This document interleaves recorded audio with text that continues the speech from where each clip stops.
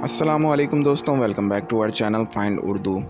Casual casual का मतलब है रिलैक्स्ड और नॉन फॉर्मल तरीका।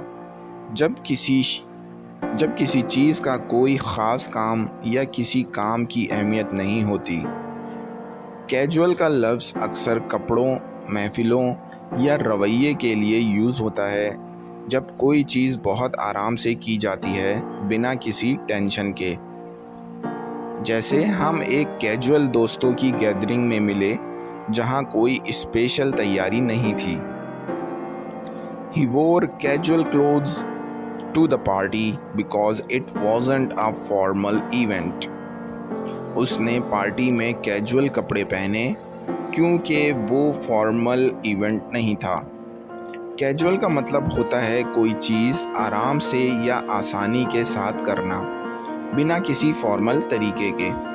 तो दोस्तों, ये था कैजुअल लफ्ज़ का मतलब। उम्मीद है अब आपको समझ में आ गया होगा।